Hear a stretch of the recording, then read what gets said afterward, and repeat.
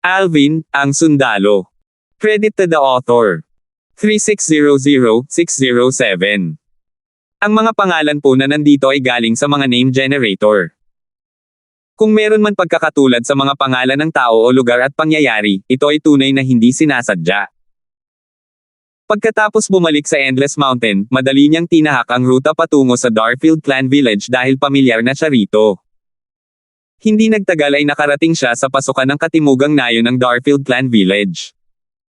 Pagdating niya, nakita niya ang nayon sa timog na sira-sira. Walang kahit isang gusali ang naiwan, at nabahira ng dugo ang buong nayon. Sa oras na ito, sunod-sunod na binubuhat ng mga tao ang mga bangkay palabas ng nayon. Habang papalapit siya, may narinig siyang ilang taong nag-uusap. Talagang malas ang nayon sa timog na na-provoke nila si Second Young Master Coulter. Bagamat galing tayo sa iba't ibang sangay ng pamilya, isa pa rin silang mahalagang sangay sa nayon ng Darfield Clan. Hindi mo sila dapat kutsain at ikatuwa ang kanilang kasawian. Tama. Dahil sa pagkamatay ni Reagan at Desmond, nawala ng ating Darfield Clan Village ng dalawang magagaling na mandirigma. Napakabilis ng lahat ng nangyari. Kung hindi, baka sakaling tumulong ang mga taga-silangang nayon. Kahit hindi natin sila mailigtas pareho, kahit papaano ay nailigtas natin ang isa sa kanila. Dahil dito, alam ni Alvin na ang mga taong ito ay mula sa iba pang sangay ng Darfield Clan. Bukod sa nayon sa timog, mayroon ding nayon sa silangang, nayon sa kanluran, at nayon sa hilaga sa nayon ng Darfield Clan. Si Felix at ang pamilyang Coulter. Bulong ni Alvin habang nagliliyab ang kanyang mga mata sa nagliliyab na galit. Hindi siya humakbang paarap dahil ang iba pa mula sa nayon ng Darfield Clan ay magalang na humahawak sa mga bangkay ng mga taga-nayon mula sa katimugang nayon. Bagamat hindi nagtagal si Alvin sa katimugang nayon ng Darfield Clan, ang mga taga-nayon ay naging napakabait at palakaibigan sa kanya. Galit na siya noong namatay si Liza noon, ngunit sumiklab ang kanyang galit ngayong natuklasan niyang nawasak na ang buong nayon sa katimugang nayon. Sunod-sunod na figure ang lumitaw sa kanyang isipan. Naalala niya ang masiglang mga bata at teenager na sumisingit sa kanya at kay Liza kapag sila ay nag-uusap. Naalala niya ang ina ni Liza na nagluto sa kanya ng lahat ng uri ng masasarap na pagkain. Naalala niya ang init ng mga taga-nayon na tumanggap sa kanya sa kanilang nayon. Mas lalong humigpit ang galit sa kanyang puso nang maisip niya kung paano nawala ang lahat ng mabubuting taong ito. Ngumisi si Alvin habang iniisip ang sarili, hindi lang niya kinuha ang nobya ni Liza at pinalayas si Liza, kundi winasak pa niya ang tahanan ni Liza. Talagang kasuklam-suklam ang Felix na iyon. Maya-maya, tahimik na umalis si Alvin. Walang sino man mula sa nayon ng Darfield Clan ang nakapansin sa kanyang pagdating at pag-alis. Bumalik si Alvin sa Descent Mountain City at sa tuluyan na tinuluyan niya nitong mga nakaraang araw. 3 buwan na niyang inibok ang pinakamagandang kwarto sa tuluyan matapos itong bayaran gamit ang 1,000 kilalang celestial crystals. Para sa kanya, balewala lang ang 1,000 kilalang celestial crystals. Noong siya ay nasa Heavenly Palace ng Solitary Destructive Heaven, binigyan siya ni Elder Woe ng maraming celestial crystals bago niya nakilala ang kanyang Panginoon, si Berteng. Matapos niyang makilala ang kanyang Panginoon, nakakuha siya ng mas prominent at mas mataas na celestial crystals. Karamihan sa mga celestial crystals na hawak niya ay nasa prominent at pinakamataas na grado. Wala siyang anumang primitive o katamtamang celestial crystals. Ang kanyang Panginoon, si Berteng, ay ang Heavenly Emperor ng Solitary Destructive Heaven. Kaya naman, ang mga crystal ore sa Solitary Destructive Heaven ay pag-aari niya. Nangangahulugan ito na ang kanyang Panginoon ay may access sa maraming celestial crystals. Dahil dito, hindi kailanman nagkulang si Alvin ng mga celestial crystal. Pinalad siyang makarating sa lugar na ito sa Profound Energy Land na nakikipagkalakalan gamit ang mga celestial crystal. Papagbayaran ko ang Felix na iyon para sa bagay sa nayon sa timog pagkatapos kong maging isang Diyos, determinadong naisip ni Alvin sa sarili habang ang kanyang mga mata ay kumikislap na may hanggaring pumatay. Matagal nang sanay si Alvin sa kalupitan at kabangisan ng mga tao. Gayunpaman, galit pa rin siya sa mga kilos ni Felix. Noon pa man ay sinisikap ni Alvin na mapabilis ang kanyang paglilinang. Gayunpaman, ang pakiramdam ng pagkaapurahan ay lalong lumakas kasabay ng pagkawasak ng katimugang nayon ng Darfield clan. Alam niyang makakaganti lamang siya kay Felix pagkatapos niyang maging isang Diyos. Tutal, si Felix ay nasa ilalim ng proteksyon ng isang Diyos. Kung gusto niyang patayin si Felix, kailangan niyang maging kasing lakas ng isang Diyos. Gayunpaman, alam ni Alvin na kaya niyang harapin ang mga tao sa loob at paligid ng Descent Mountain City na hindi pa nakakamit ng pagka-Diyos at maging ang mga mahihinang Diyos kahit na hindi niya gamitin ang kanyang 7 Orifices Exquisite Sword. Ito ay dahil ang lungsod ay nasa isang liblib na lugar at karamihan sa mga naninirahan dito ay walang mataas na pag-unawa sa mga batas kahit na ang mga ito ay mga malapit na Diyos. Dahil dito, mas naging mahirap para sa kanila na bumuo at makabisado ang 4 na daos ng langit at lupa. Kayang patayin ng kahit sinong 9 Stars Gods of War sa Devata Realms ang mga paparating na Diyos sa Descent Mountain City. Batay sa alam ni Alvin, maging si Reagan, ang pinakamalakas na napipintong Diyos sa katimugang nayon ng Darfield clan, ay naunawaan lamang ang dobleng pinaghalong lalim at hindi pa nauunawaan ang tripleng pinaghalong lalim. Samantala, si Desmond, ang pangalawang pinakamalakas na tao sa katimugang nayon, ay natuto lamang na pagsamahin ang kanyang mga lalim mula sa batas ng apoy. Sa katunayan, maraming napipintong Diyos sa paligid at sa Descent Mountain City na hindi pa nauunawaan ang pinagsamang lalim. Ang mga naninirahan sa Realms of Gods ay ipinanganak na may matibay na pundasyon. Kasama ang mahusay na kapaligiran sa paglilinang, mabilis silang maaaring maging mga Celestial Emperor at mga Diyos na malapit ng maging kampyon. Gayunpaman, pagdating sa pag-unawa sa mga batas, wala silang kalamangan sa mga naninirahan sa Devata Realms. Sa kasalukuyang pag-unawa ni Alvin sa batas, kahit hindi niya gamitin ang kanyang daos of Heaven and Earth, matatalo pa rin niya ang karamihan sa mga tao sa Descent Mountain City.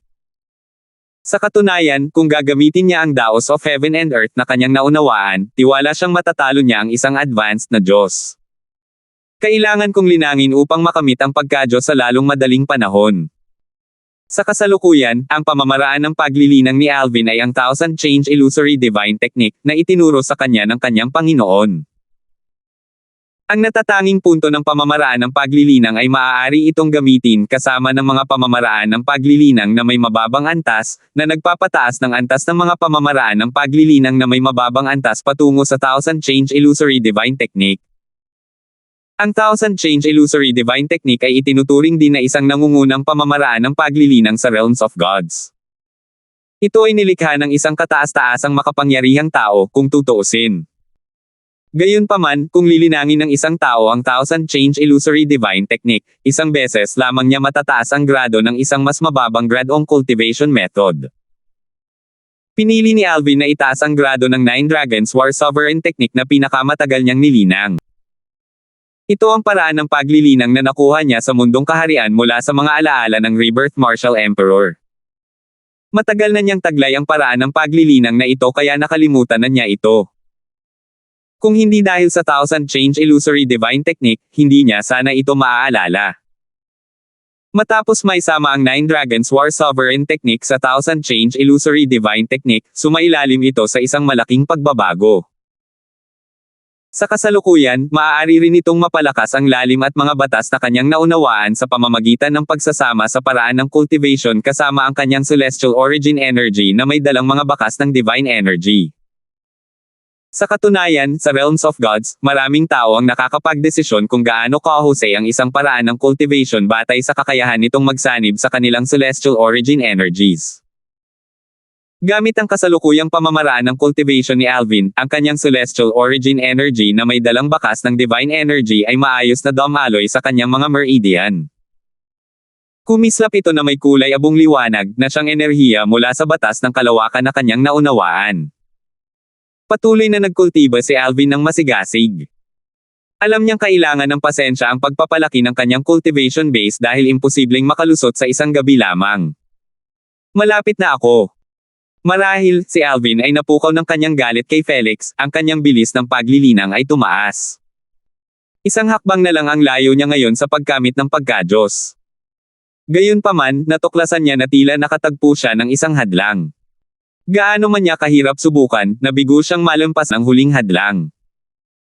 Dahil nagsisilbing aral ang kanyang mga nakaraang karanasan, alam niyang walang saysay ang patuloy na paglilinang. Kaya naman, nagpasya siyang huminto muna sandali. Kalahating buwan na akong nag-cultivate ngayon, bulong ni Alvin sa sarili habang sinusulyapan ang 4 na orasan sa harap niya na ibinigay ng In. Nang bumagsak sa ilalim ang lahat ng buhangin sa unang orasa, ibig sabihin ay 10 taon na ang lumipas.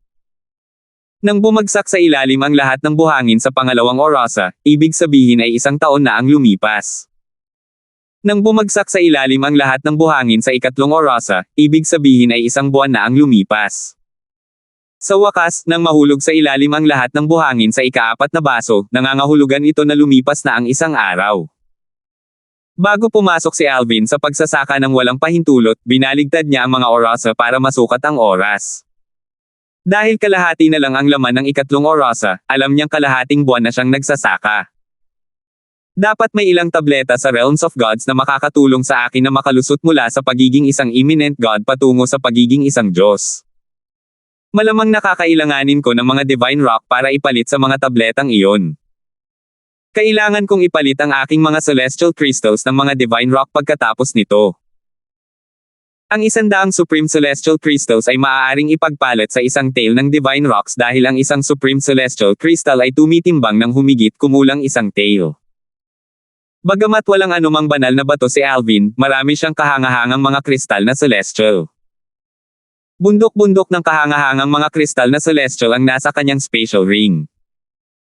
Bagamat hindi niya eksaktong binilang kung ilang kristal na celestial ang hawak niya, mayroon siya pang kalahatang ideya sa kanilang bilang. Mayroon siyang humigit kumulang 10 milyong kahangahangang mga kristal na celestial. Nangangahulugan ito na maaari siyang makipagpalitan ng 1,000 tail ng celestial crystals. Sa Descent Mountain City, kahit ang pinakamalakas at pinakamaimpluwensyang puwersa, kabilang ang pamilyang Coulter, ay mayroon lamang 10,000 Divine Rocks. Sa kasalukuyan, ang kayamanan ni Alvin ay nalampasan na ang pinakamalakas na puwersa sa Descent Mountain City. Pagkaalis ng bahay tuluyan, nagtungo si Alvin sa isang tindahan na pagmamay-ari ng pamilyang Coulter upang bumili ng mga tableta at palitan ng mga Divine Rock. Ipagpapalit ko muna ang 1,000 tail ng Divine Rocks. 3,601. Hindi lahat ng prutas sa Realms of Gods ay banal na prutas. Karamihan sa mga ito ay mga celestial fruit. Gayun din, ang mga tableta sa Realms of Gods ay hindi lahat ng banal na tableta, at ang karamihan ay mga celestial peel. Totoo ito lalo na para sa isang maliit na lungsod tulad ng Descent Mountain City, na matatagpuan sa isang liblib na lugar ng Profound Energy Land. Karamihan sa mga tabletang ibinebenta ay celestial pills, at kakaunti lamang ang mga divine pills na ibinebenta. Bukod dito, ang ilang divine pills na ibinebenta ay ibinebenta sa mataas na presyo. Sa Descent Mountain City, ang 3 pinakamagagandang tindahan ng gamot ay pagmamay-ari ng pamilyang Coulter, pamilyang Mold, at Cloudy Morning Sect. Ang pamilyang Coulter, pamilyang Mold, at Cloudy Morning Sect ay 3 sa 4 na pinakamalakas na puwersa sa Descent Mountain City. Ang 4 na pinakamalakas na puwersa ay ang Heaven Marshal Sect. Bagamat nagmamay-ari rin ng mga tindahan ng gamot ang Heaven Marshal Sect, dahil sa kakulangan ng mga bihasang alchemist, ang kanilang mga tindahan ng gamot ay hindi kasing husay kumpara sa iba pang 3 puwersa.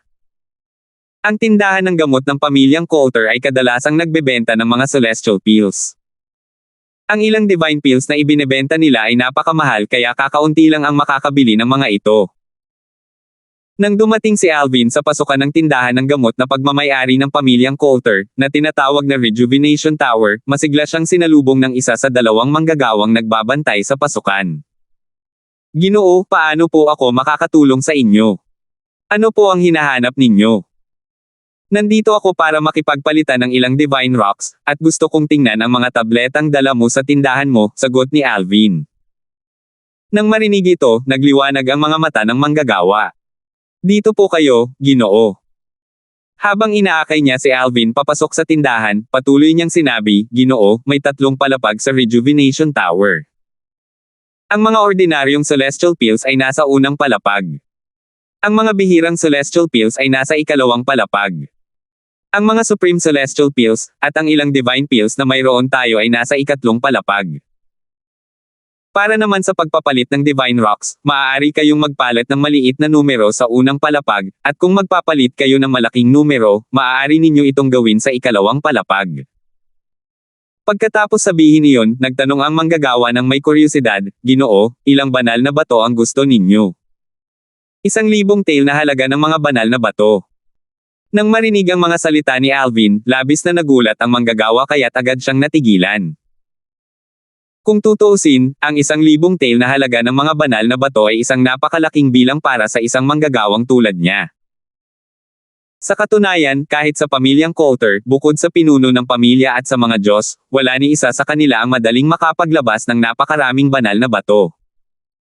Ang 1 tael na halaga ng mga banal na bato ay katumbas ng 100 Supreme Celestial Crystals. Ang 1,000 tael na halaga ng Celestial Crystals ay katumbas ng 100,000 Supreme Celestial Crystals. Sir, nagbibiro po ba kayo? Hindi makapaniwalang tanong ng trabahador nang makabawi siya sa kanyang katinoan. Sumulyap si Alvin sa manggagawa at sinabing, "Nagbibiro ka ba? Kung hindi kayang ipagpalit ng Rejuvenation Tower ang napakaraming Divine Rock para sa akin, pupunta ako sa ibang lugar." Ang halaga ng palitan para sa mga banal na bato sa Descent Mountain City ay naiiba sa pangkalahatang halaga ng palitan para sa karamihan ng mga lugar. Para sa maliliit na lungsod tulad ng Descent Mountain City, ang halaga ng palitan ay 10% na mas mataas kaysa sa pangkalahatang halaga ng palitan sa malalaking lungsod.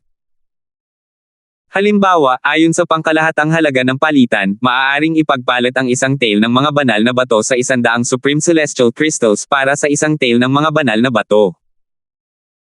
Gayunpaman, sa mga lugar tulad ng Descent Mountain City, kailangan ng 110 Supreme Celestial Crystals para ipagpalit sa 1 tael ng mga banal na bato. Kasunod nito, ang mga nasa malalayong lungsod ay pupunta sa malalaking lungsod upang ipagpalit ang mga banal na bato gamit ang pangkalahatang halaga ng palitan. Ang dahilan kung bakit karamihan sa mga tao sa malalayong lungsod ay hindi naglalakbay papunta sa malalaking lungsod upang makipagpalitan ng mga banal na bato kahit na mas maganda ang halaga ng palitan ay dahil sa mapanganib na paglalakbay. Tutal, ang paglalakbay patungo sa malalaking lungsod ay puno ng panganib. Maliban kung mayroon silang proteksyon ng isang Diyos, karamihan sa mga tao ay hindi maglalakbay papunta sa malalaking lungsod upang makipagpalitan ng mga banal na bato. "Ginoo, maghintay po muna kayo sandali habang kinakausap ko ang tindero," sabi ng trabahador bago siya nagmadaling umalis para hanapin ang tindero ng Rejuvenation Tower. Tutal, hindi naman siya kwalipikado para humawak ng ganito kalaking transaksyon. Napuno ng pananabik ang manggagawa nang maisip niya ang transaksyon ni Alvin. Tutal, malaki na ang komisyon na matatanggap niya mula sa transaksyon ni Alvin palang kahit 1% lang ng transaksyon ni Alvin ang makuha niya. Sa Rejuvenation Tower, kakailang ganing magbayad ng 110,000 Supreme Celestial Crystals para ipalit sa 1,000 tael na halaga ng Divine Rocks. Nangangahulugan ito na ang Rejuvenation Tower ay makakakuha ng 10,000 Supreme Celestial Crystals. 1% ng 10,000 Supreme Celestial Crystals ay 100 Supreme Celestial Crystals, na 10 beses na mas marami kaysa sa Celestial Crystals na hawak niya ngayon. Kung matutuloy ang transaksyon, ang kanyang buhay ay lubos na magbabago. Maya-maya pa, bumalik ang trabahador kasama ang isang matandang lalaki na nakasuot ng mapusyaw na asul na damit. Katamtaman ng pangangatawan ng matandang lalaki, pangkaraniwan lamang ang kanyang anyo, at mayroon siyang mahaba at kulay abong puting buhok. Kahit matanda na, mukhang masigla pa rin siya. "Ginoo, gusto niyo po bang ipagpalit sa halagang 1,000 tael ng mga Divine Rock?" "Oo." Tumango si Alvin. Pagkatapos, casual niyang ikinumpas ang kanyang kamay. Kumatok. Isang kisap mata lamang ang lumitaw mula sa kawalan sa isang tumpok ng 110,000 Supreme Celestial Crystal sa tabi ni Alvin. Nang makita ito, agad na nagbago ang ekspresyon ng matandang lalaki. "May eksaktong 110,000 kataas-taas ang Celestial Crystals dito," sabi ni Alvin habang sumusulyap sa matandang lalaki. Paulit-ulit na tumango ang matanda habang sinasabing, "Oo nga. Sinuri ko lang gamit ang aking banal na kamalayan. Walang pagkakamali. Maaari bang ipagpalit sa akin ng Rejuvenation Tower ang 1,000 tael ng Divine Rocks? Kung hindi, maghahanap ako ng ibang lugar," muling sabi ni Alvin. "Siyempre, kaya namin. Dali-daling nakangiting sabi ng matanda, Ginoo, may pinadala na po ako para dalhin ang mga banal na bato. Darating din sila sa loob ng isang kapat ng isang oras. Maghintay po kayo sandali. Lubos na nagbago ang pananaw ng matanda kay Alvin. Siya ay naging napakagalang at mapagkumbaba na ngayon. Natural lamang ito. Tutal, ang isang taong casual na kayang maglabas ng 110,000 Supreme Celestial Crystals ay kailangang maging pambihira. Bukod dito, ang binata na nakasuot ng lila sa harap niya ay may pambihirang tindig. Malinaw na ang binata na nakasuot ng lila ay hindi isang ordinaryong tao. Dahil malaki ang kikitain niya mula sa binata na nakasuot ng lila, natural na hindi niya pinanggahasan na pabayaan ang binata na nakasuot ng lila. Sige. Tumanggaw si Alvin. Ginoo, ako po si Tony Coulter, ang tindero ng Rejuvenation Tower. Ako rin ang ikapitong nakatatanda sa pamilyang Coulter. Paano ko po kayo dapat tawagin, Ginoo? Hindi nakalimutan ng matandang lalaki na magtanong tungkol kay Alvin nang magpakilala siya. Gusto niyang subukang makakuha ng mas maraming impormasyon hanggat maaari tungkol kay Alvin. Kung si Alvin ay isa lamang mayamang tao nang walang suporta ng isang malakas na puwersa, maaaring nakawin ng pamilyang Coulter ang kayamanan ni Alvin. Alvin. Hindi na nag-abalang itago ni Alvin ang kanyang pangalan. Sa kasalukuyan, walang paraan para marinig ng sino man sa Realms of Gods ang kanyang pangalan. Marahil, pagkatapos ng 300 taon, kapag muling nagbukas ang mga daanan sa pagitan ng Realms of Gods at Devata Realms, sa wakas ay lalaganap na ang kanyang pangalan sa Realms of Gods. Naiintindihan ko. Kaya ikaw si Young Master Darfield, sabi ni Tony habang nakangiti. Pagkatapos, nagtanong siya, saang puwersa kakabilang, Young Master Darfield. Pagkatapos, nagkunwaring nahihiya si Tony habang sinasabing, pasensya na sa aking mapanghimasok na tanong. Ayos lang kung hindi sasagutin ni Young Master Darfield ang tanong ko. Ayos lang, walang pakialam na sabi ni Alvin, pumunta ako rito kasama ang ilang mga kaibigan ng hindi nalalaman ng mga matatanda sa aking sekta. Ako ay mula sa Gloria 7 Sect. Ang Gloria 7 Sect ay ang sekta na kinabibilangan ni Noah, na nanguna kay Alvin sa isang base camp sa Realm Battlefield. Bagamat hindi sigurado si Alvin sa katayuan ng Gloria 7 Sect sa Profound Energy Land, sigurado siyang hindi naman ito magiging masama dahil mayroon silang isang intermediate Lord of Gods tulad ni Noah. Natural lang, hindi siya sigurado kung narinig na ni Tony ang tungkol sa Gloria 7 Sect. Tutal, kahit hindi naman masyadong marami ang Lords of Gods sa lugar na ito, marami naman sila sa Profound Energy Land. Lumalabas na tila kilala ni Tony ang Heaven Gloria Sect. Mas naging magalang ang ekspresyon niya at kitang-kita ang pagkamangha sa mga mata niya nang sabihin niya, kaya pala taga Gloria 7 Sect ka. Patawarin mo ako kung bastos ang ginawa ko kanina, Young Master Darfield. Pagkatapos magsalita ni Tony, paulit-ulit siyang yumuko. Nang makita ito, yumuko rin ang trabahador na nakatayo sa likuran ni Tony. Isang pagkamangha ang makikita sa kanyang mukha sa sandaling ito. Malinaw na hindi niya inaasahan na ang customer na pinaglingkuran niya kanina ay mula sa Gloria 7 Sect. Ang Gloria 7 Sect ay isang sikat na sekta mula sa Eastern Ridge Mansion sa Eastern Region. Bagamat hindi sila ang pinakamalakas na puwersa sa Eastern Ridge Mansion, sikat pa rin sila dahil marami silang powerhouse, kabilang ang isang Emperor of Gods. Kaya naman, ang sekta ay itinuturing ding medyo makapangyarihan. Ang mansyon ng pamilyang Coulter ay matatagpuan sa kanluran ng Descent Mountain City, at sumasakop ito sa isang malawak na lugar. Ang mga matatanda at disipulo ng pamilyang Coulter ay nagpapatrolya sa kalangitan sa itaas ng mansyon, dahilan upang maiwasan na maraming dumaan ang mansyon. Sa sandaling ito, si Eugene, ang pinuno ng pamilyang Coulter, ay nabigla matapos mabasa ang mensaheng ipinadala ni Tony, ang ikapitong nakatatanda ng pamilyang Coulter.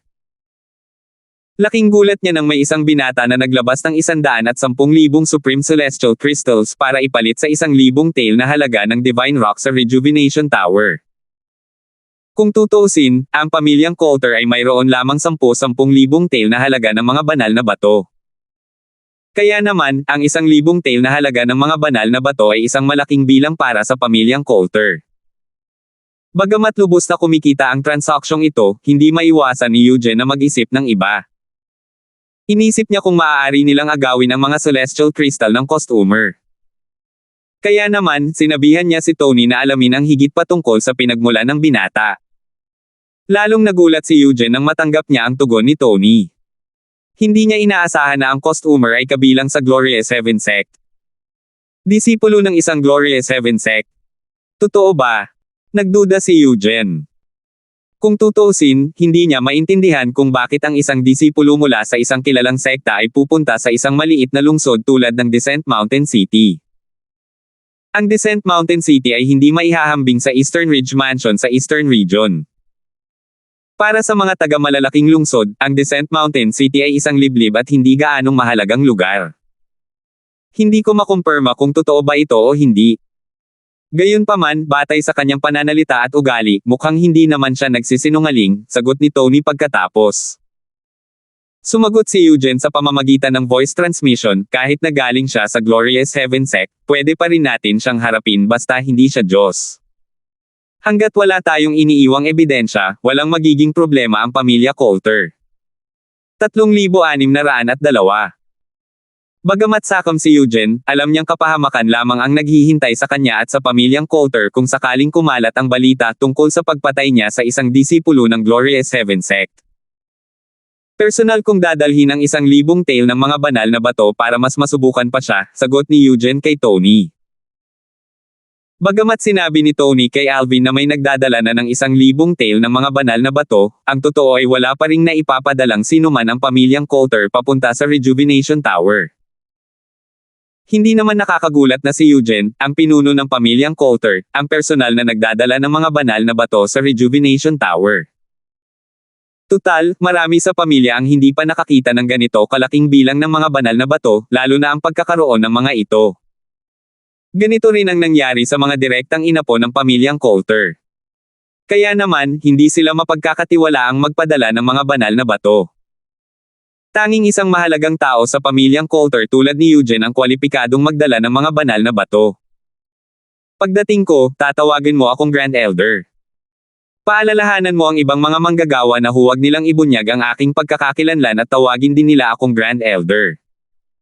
Nagpadala si Eugene ng isa pang mensahe kay Tony habang papunta ito sa Rejuvenation Tower. Natural lamang na hindi naglakas loob si Tony na suwiin ang mga salita ni Eugene. Pagkatanggap niya ng mensahe, dali-dali siyang nagsalita sa ibang mga manggagawa. Pagkatapos nito, nakangiti niyang sinabi kay Alvin, Young Master Darfield, ang Grand Elder ng pamilyang Coulter ay papunta na rito dala ang inyong mga Divine Rock. Maghintay muna kayo sandali. Hindi sumagot si Alvin kay Tony at sumulyap lamang kay Tony. Ito ang pangalawang pagkakataon na sinabi sa kanya ni Tony na paparating na rito ang mga banal na bato. Pagkalipas ng halos 1/4 ng 1 oras, sa wakas ay nakita ni Alvin ang Grand Elder ng pamilyang Coulter. Ang dakilang matatanda ng pamilyang Coulter ay isang lalaking nasa katanghaliang gulang na nakasuot ng roba na brocade. Mayroon siyang makapal na kilay at isang pares ng kumikinang na mga mata. Mayroon siyang napakamagalang na anyo. Ikaw ba ang Grand Elder ng pamilyang Coulter? Tanong ni Alvin na may pag-aalinlangan. Batay sa kanyang narinig noon, ang taong nasa harap niya ay ibang-iba sa Grand Elder ng pamilyang Coulter. Naisip niya na may posibilidad na ang taong nasa harap niya ay hindi talaga ang Grand Elder ng pamilyang Coulter. Bagamat hindi pa niya nakikilala ang Grand Elder ng pamilyang Coulter, narinig niya ang tungkol sa Grand Elder ng pamilyang Coulter noong nangangalap siya ng impormasyon sa Tassel Restaurant.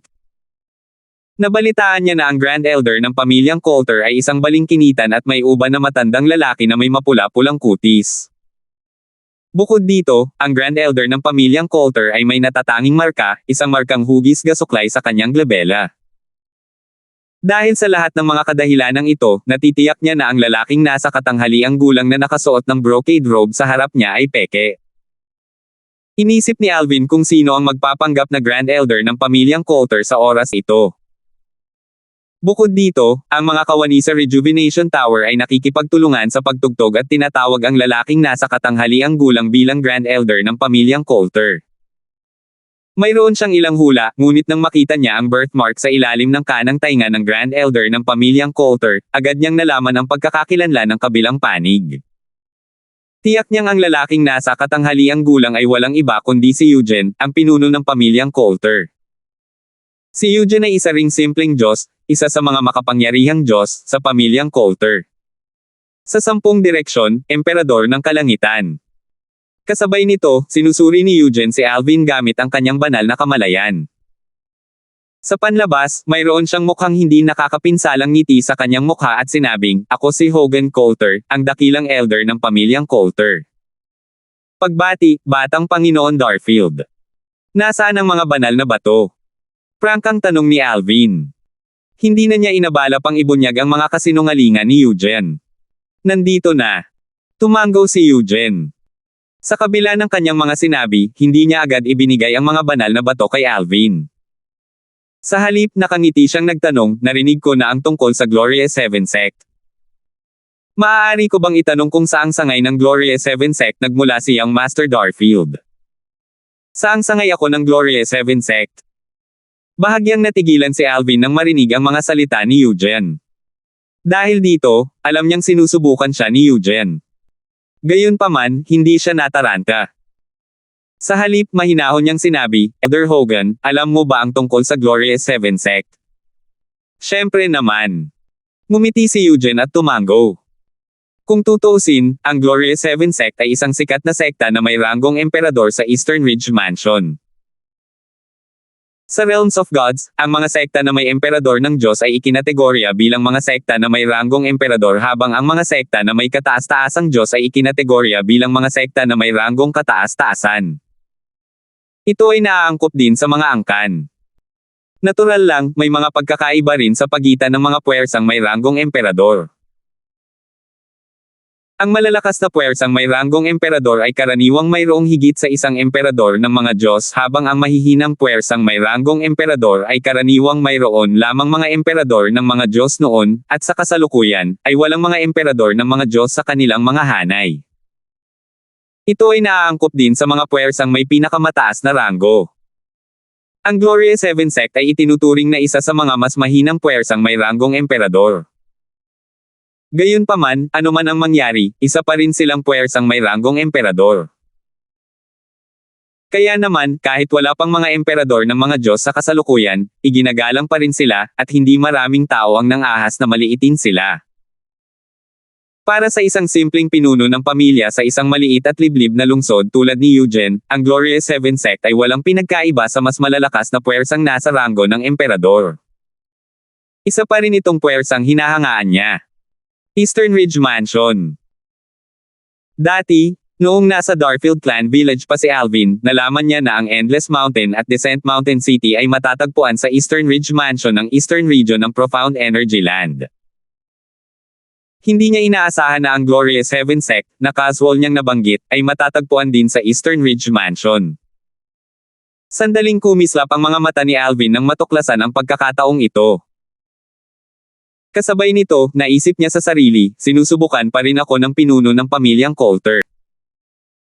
Mukhang minamaliit ko ang tukso ng 1,000 tael na halaga ng mga banal na bato sa pamilyang Coulter.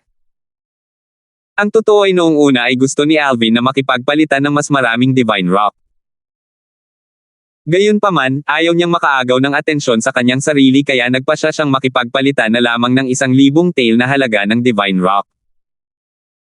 Hindi niya inaasahan na makukuha pa rin niya ang atensyon ng isang Diyos mula sa pamilyang Coulter, lalo na matapos niyang banggitin na siya ay mula sa Gloria 7 sect. Pagkatapos ng maikling paghinto, sumulyap si Alvin kay Eugene at mahinahong sinabi, "Elder Hogan, dahil narinig mo na ang tungkol sa Gloria 7 sect, malamang ay narinig mo na rin ang tungkol sa aking Panginoon. Ang aking Panginoon ay si Noah." Si Noah ang matandang tumulong kay Alvin noong nasa larangan ng digmaan pa rin si Alvin. Dahil sa kasalukuyang sitwasyon, walang nagawa si Alvin kundi banggitin si Noah. Sigurado siyang kung narinig ni Eugene ang tungkol kay Noah, hindi maglalakas loob si Eugene na kumilos ng walang ingat. Sa kabilang banda, kung hindi narinig ni Eugene ang tungkol kay Noah, nangangahulugan ito na walang gaanong alam si Eugene tungkol sa Gloria 7 sect. Tutal, bilang isang intermediate Lord of Gods, ang katayuan ni Noah sa Gloria 7 sect ay tiyak na mataas. Sa panahong ginugol ni Alvin sa Tassel Restaurant, nalaman niya na ang pinakamalakas na puwersa sa Eastern Ridge Mansion ay pawang mga puwersang may ranggong emperador na may mga emperador ng mga Diyos. Gayunpaman, hindi pa niya narinig na may bumanggit sa Gloria 7 sect. Kaya naman, napagpasyahan niya na ang Gloria 7 sect ay walang mga emperador ng mga Diyos sa kasalukuyan. Kung gayon, ang isang Panginoon ng mga Diyos tulad ni Noah ay tiyak na magkakaroon ng mataas na katayuan sa Gloria 7 sect. Sa makatuwid, hinuha niya na kung tunay na alam ni Eugene ang tungkol sa Gloria 7 sect, tiyak na malalaman ni Eugene kung sino si Noah. Ikaw ba ang disipulo ni Lord Noah? Nanlaki ang mga mata ni Eugene sa gulat nang marinig niya ang mga sinabi ni Alvin. Sa kabaligtaran, si Tony at ang iba pang mga manggagawa sa Rejuvenation Tower ay walang ekspresyon sa kanilang mga mukha.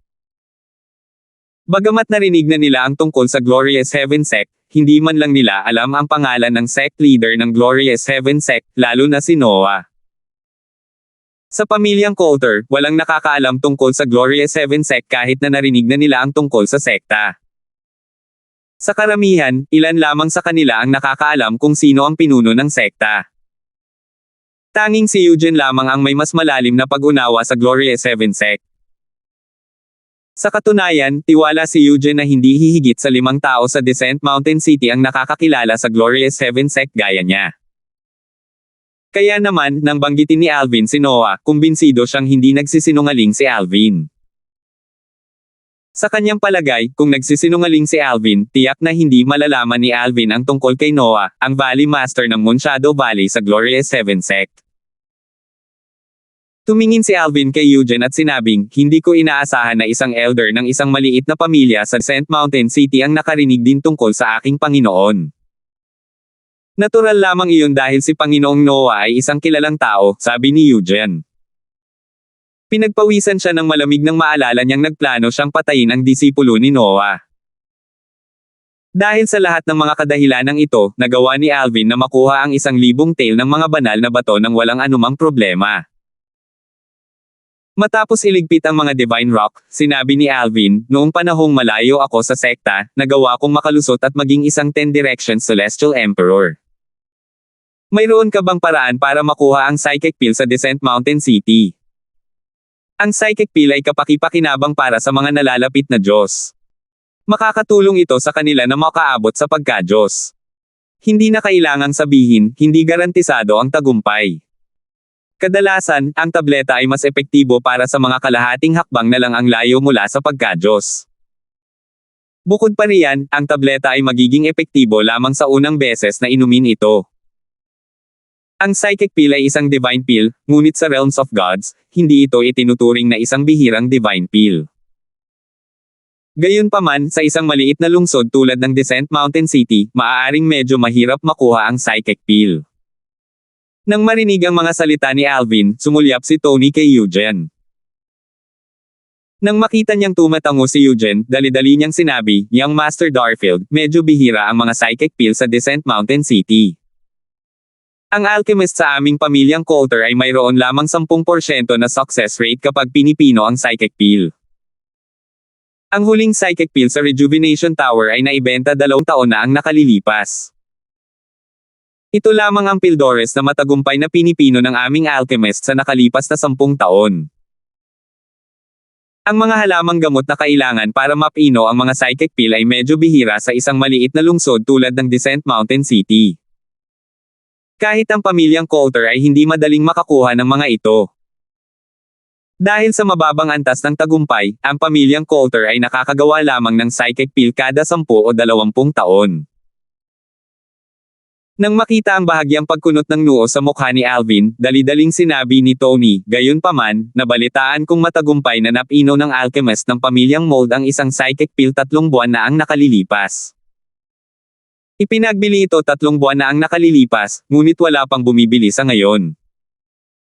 Young Master Darfield, maaari kang pumunta sa Stillwater Pavilion ng pamilyang Mold para tingnan ito." Nagtanong si Alvin, magkano ang halaga ng pagbebenta ng Psychic Pill ng pamilya Mold. "Mga batong banal na nagkakahalaga ng 3,000 tail, sagot ni Tony. 3,603. Plano ni Alvin na magpanggap na disipulo ng Gloria 7 sect. Gayunpaman, hindi niya intensyon na magpanggap na disipulo ni Noah. Kung hindi siya sinubukang imbestigahan ni Eugene, hindi niya sana babanggitin si Noah, isang Panginoon ng mga Diyos mula sa Glorious Heaven sect na may utang na loob siya. Nakonsensya si Alvin sa paggamit ng pangalan ni Noah at determinado siyang humingi ng tawad kay Noah sa susunod na magkita sila ni Noah. Matapos makakuha ng karagdagang impormasyon tungkol sa psychic pill, sumulyap si Alvin kay Eugene habang iniisip, dahil kumbinsido siyang isa akong disipulo ng Glorious Heaven sect, iniisip ko kung patutol ba siya kung hihilingin ko sa kanya na patayin si Felix. Sa kabila ng kanyang mga iniisip, hindi kumilos si Alvin nang walang ingat. Tutal, madaling naniwala si Eugene sa kanyang mga kasinungalingan dahil ang mga ito ay tungkol lamang sa 1,000 tael na halaga ng mga banal na bato. Alam niya na kung tungkol ito sa buhay at kamatayan ng anak ni Eugene na si Felix, tiyak na mas masusing susuriin ni Eugene ang kanyang pinagmulan. Hindi ito magiging problema kung siya ay tunay na disipulo ng Glorious Heaven sect at disipulo ni Noah. Gayunpaman, dahil nagsisinungaling siya, mabubunyag siya kung may anumang masusing investigasyon na gagawin. Mas mabuting maghintay ako hanggang sa makamit ko ang pagka-Diyos. Sa oras na iyon, pupuntahan ko ang pamilyang Coulter at papatayin si Felix at ang Diyos na nagpoprotekta sa kanya. Ipaghihiganti ko ang mga taga-timog na nayon ng Darfield clan. Naisip ni Alvin sa sarili habang nakatingin kay Eugene na nagpapanggap na Grand Elder ng pamilyang Coulter. Pagkatapos, sinabi niya, Elder Hogan, gusto kong makipagpalitan ng isa pang 2,000 tael na halaga ng mga banal na bato. Kasunod nito, casual na ikinumpas ni Alvin ang kanyang kamay, at inilabas ang 220,000 Supreme Celestial Crystals. Pagkatapos, sinabi niya, sige at bilangin mo sila. Nang makita ito, hindi lamang natigilan si Tony, kundi maging si Eugene ay natigilan. Ito ay isang kumikitang transaksyon. Natural lamang, hindi tatanggihan ni Eugene si Alvin. Nang makabawi si Eugene sa kanyang katinoan, sinabi niya, Young Master Darfield, nagkataon lang na mayroon akong 2,000 taels na halaga ng Divine Rocks ngayon. Inilabas ni Eugene ang mga Divine Rock habang nagsasalita. Ang dahilan kung bakit kakaunti ang mga taong bumibilang ng mga banal na bato ay dahil sa iba't ibang laki ng mga ito. Bukod dito, magiging napakahirap putulin ang mga ito sa isang karaniwang sukat. Dahil dito, karamihan sa mga tao ay kakalkulahin ang mga ito ayon sa timbang. Sa 2,000 tael na mga banal na bato na inilabas ni Eugene, ang ilan sa mga ito ay kasing laki ng kamao ng isang matanda. Isa lamang sa mga ito ang tumitimbang ng ilang dosenang tael.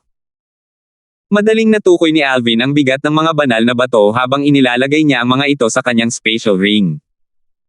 Pagkatapos, sinabi niya, aalis na ako ngayon. Paalam. Dala ang 3,000 tael na halaga ng mga Divine Rock, dali-daling nagtungo si Alvin sa Stillwater Pavilion na pagmamay-ari ng pamilyang Mold. Ito ay dahil sinabi sa kanya ni Tony kanina na mayroong psychic pill na ibinebenta sa Stillwater Pavilion. Pagkatapos umalis ni Alvin, muling yumoko si Tony at binati si Eugene. Master Coulter. Gayon din, binati rin ng mga tauhan ng Rejuvenation Tower si Eugene. Tutal, dahil sa utos ni Eugene, kinailangan nila siyang tawagin bilang Grand Elder ng pamilyang Coulter sa harap ni Alvin. Ngayong nakaalis na si Alvin, natural lamang na kailangan nila siyang batiin ng maayos. Tumango si Eugene habang inilalayo ang mga kataas-taasang celestial crystals na nakasalansan sa mga burol. Pagkatapos, kumunot ang noo niya habang nakatingin sa labas, nawawala sa kanyang iniisip. Nang makita ito, mausisa na nagtanong si Tony, Guro, sikat ba si Noah sa Glorious Heaven sect? Tama. Siya ang Valley Master ng Moon Shadow Valley sa Glorious Heaven sect. Isa siyang Intermediate Lord of Gods, sagot ni Eugene. Isang tagapamagitan na Panginoon ng mga Diyos. Huminga ng malalim si Tony. Nagulat din ang iba sa revelasyon na ito. Mas malakas ang Panginoon ng mga Diyos kaysa sa Hari ng mga Diyos. Lalo na ang Panginoon ng mga Diyos, wala ni isang hari ng mga Diyos sa Descent Mountain City. Ang pinakamalakas na makapangyarihang nilalang sa lungsod ay mga intermediate gods lamang. Kahit ang pamilyang Coulter ay mayroon lamang isang intermediate god. Sayang naman. 3,000 taels worth of divine rocks. Bulong ni Eugene sa sarili habang bumubuntong hininga. Kung hindi lang dahil sa pagiging disipulo ni Alvin ng Glorious Heaven Sect at ni Noah, hindi niya sana binitawan ang 3,000 tales worth of divine rocks ng ganoon kadali. Kanina, sinuri niya si Alvin gamit ang kanyang divine consciousness at natuklasan na si Alvin ay isa lamang 10 Direction Celestial Emperor. Kaya, alam niyang hindi magiging mahirap patayin si Alvin. Kung si Alvin ay talagang isang disipulo ng Glorious Heaven Sect, bilang isang 10 Direction Celestial Emperor, madaling makakaharap ni Alvin ang mga hindi Diyos sa Descent Mountain City. Gayunpaman, mayroong isang hindi malalampasan na agwat sa pagitan ng mga Celestial at mga Diyos. Kaya naman, may kumpiyansa si Eugene na mapapatay si Alvin kahit si Alvin ang pinakamahuhusay na disipulo ng Glorious Heaven Sect at may mataas na pag-unawa sa batas. Sa kasamaang palad, masyadong malakas ang pinagmula ni Alvin para kumilos siya. Pagkatapos umalis sa Rejuvenation Tower, direktang nagtungo si Alvin sa Stillwater Pavilion. Ang pamilyang Mold na nagmamay-ari ng Stillwater Pavilion ay kasing lakas ng pamilyang Coulter. Ilang buwan na ang nakalilipas, inanunsyo nila na magbebenta sila ng psychic pill na nakakuha ng maraming atensyon. Gayunpaman, kahit na lumipas ang ilang buwan, walang bumili ng psychic pill. Natural lang na maraming tao ang may gusto ng psychic pill. Gayunpaman, hindi nila ito kayang bilhin lahat. Marahil, tanging ang pinakamalakas na puwersa sa loob at paligid ng Descent Mountain City ang makakaisip ng 3,000 tael na halaga ng Divine Rocks para makabili ng psychic pill. Ang mas maliliit na puwersa ay tiyak na walang gaanong Divine Rocks. Matapos akayin si Alvin ng isang manggagawa papasok sa Stillwater Pavilion, sinabi ni Alvin nang walang paligoy-ligoy, gusto ko ng psychic pill. Ang psychic pill. Nabigla ang manggagawa sa mga sinabi ni Alvin. Maging ang mga customer sa Stillwater Pavilion ay nagulat nang marinig nila ang mga sinabi ni Alvin. Sa sandaling ito, ang atensyon ng lahat ay nakatuon kay Alvin. Sino ang binata na ito? Parang hindi ko pa siya nakikita noon. Nakilala ko na ang lahat ng mga batang talento mula sa pamilyang Coulter, Cloudy Morning Sect, at sa Heaven Marshall Sect, pero ngayon ko lang siya nakita noon. Alam ba niya na ang psychic pill ay nagkakahalaga ng 3,000 tael ng Divine Rocks? Nagdududa ang lahat kay Alvin. Sa tingin nila ay hindi kayang bilhin ang psychic pill. Sir, sinabi po ba ninyong gusto ninyong bumili ng psychic pill? Tanong ng trabahador.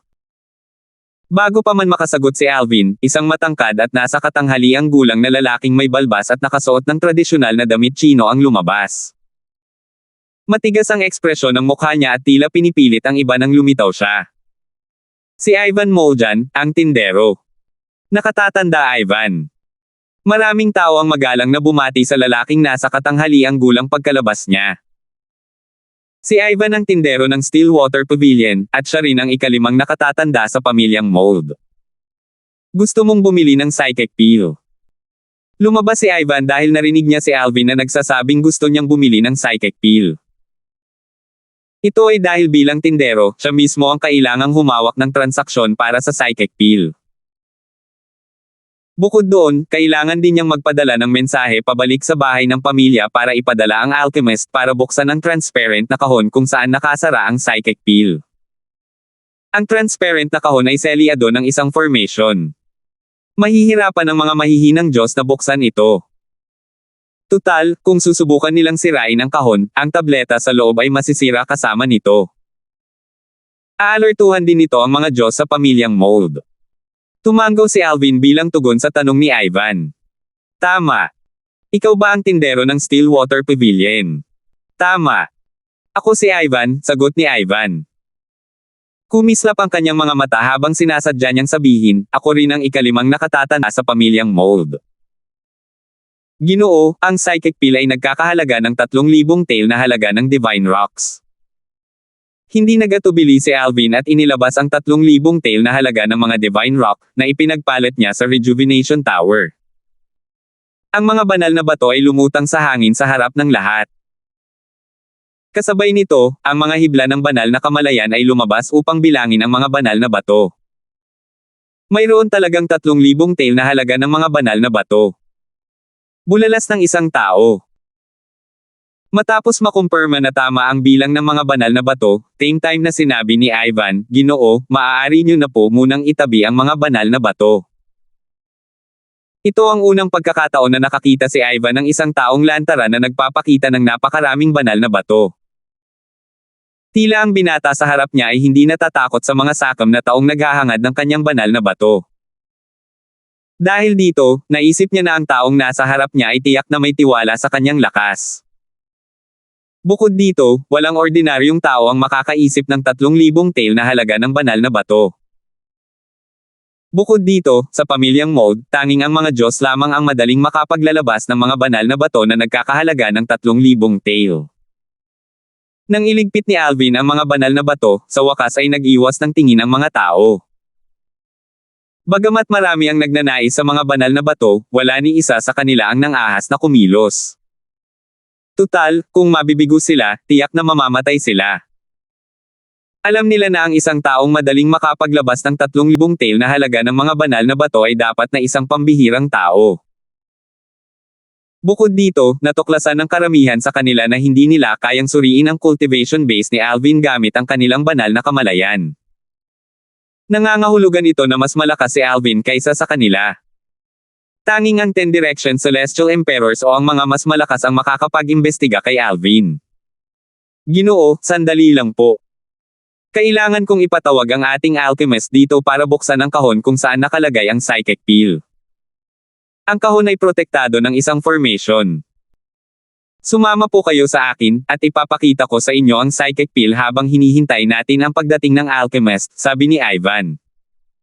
Mas magalang na siya ngayon kay Alvin. Inakay ni Ivan si Alvin sa isang sulok sa Stillwater Pavilion. Lahat ay nagbigay daan para sa dalawa habang naglalakad. Di nagtagal, nakita ni Alvin ang isang kumikinang na tableta sa isang transparent na kahon na nakalagay sa isang magandang display rack. 3,604. Nalaman ni Alvin ang tungkol sa psychic peel mula sa World Cleansing Divine Water noong sila ay nasa Devata Realm pa. Nalaman niya na tanging ang mga halamang gamot na matatagpuan sa Realms of Gods ang maaaring gamitin upang pinuhin ang psychic peel, isang divine peel. Bukod dito, ang alchemist ay kailangang magtaglay ng isang divine flame upang pinuhin ang peel. Ang isang dissenting alchemist sa Realms of Gods ay malamang na nagtataglay ng banal na apoy. Kahit na hindi sila lubos na bihasa sa batas ng apoy, karamihan sa kanila ay bihasa pa rin kumpara sa karaniwang tao. Ito ay dahil kailangan ng isang tao na maging bihasa sa batas ng apoy upang maging isang alchemist sa Realms of Gods. Ang mga alchemist sa Realms of Gods ay kilala rin bilang mga Divine Peel Alchemist. Ang psychic peel ay kulay kayumanggi at kumikinang sa liwanag. Makikilala ito sa malaseda na disenyo sa ibabaw nito. Madaling malaman ang pagkakaiba sa pagitan ng tunay na disenyo at ng disenyong iginuhit dito, naalala ni Alvin ang mga salita ng World Cleansing Divine Water. Tiningnan ni Alvin ang tableta sa transparent na kahon. Kamukhang kamukha ito ng paglalarawan ng World Cleansing Divine Water. Nakikita rin niya na totoo ang disenyo sa ibabaw nito. Hindi nagulat si Alvin na tunay ang psychic peel. Tutal, ibinente ito ng pamilyang Mold, isa sa 4 na pinakamalakas na puwersa sa Descent Mountain City. Hindi sila magbebenta ng peking bagay dahil masisira nito ang kanilang reputasyon. Bukod dito, tiyak na sasamantalahin ng iba pang 3 puwersa ang pagkakataong ilantad sila kung magbebenta sila ng peking tableta, lalo na ang isang divine peel tulad ng psychic peel. Kung mangyari iyon, imposibleng mailigtas ng pamilyang Mold at ng Stillwater Pavilion, na kanilang pag-aari, ang kanilang reputasyon. Sino siya? Ang yaman niya kahit isa lang siyang 10 Direction Celestial Emperor. Sa tingin ko hindi siya taga Descent Mountain City. Hindi ko pa siya nakikita roon dati. Binili ba niya ang psychic peel para makatakas at makamit ang pagka-Diyos? Nagtatakang tumingin ang mga tao kay Alvin habang nag-uusap sila. Samantala, matiigang naghintay si Alvin sa pagdating ng Divine Peel Alchemist ng pamilya Mold. Kasabay nito, sinubukan ni Ivan, ang tindero ng Stillwater Pavilion, na tanungin si Alvin tungkol sa kanyang pinagmulan. Ibinigay ni Alvin ang parehong mga sagot na ibinigay niya sa Rejuvenation Tower. Nagkaroon ng kaguluhan nang sabihin ni Alvin na siya ay mula sa Gloria 7 sect. May ilang mga tao rin na nagduda sa mga sinasabi ni Alvin. Ang sekta ng maluwalhating langit. Isa siyang disipulo mula sa Gloria 7 sect.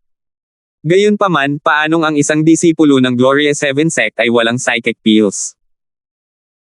Base sa pagkakaalam ko, ang mga disipulo ng mga puwersang may ranggong emperador ay bibigyan ng psychic pill kapag sila ay naging isang 10 Direction Celestial Emperor.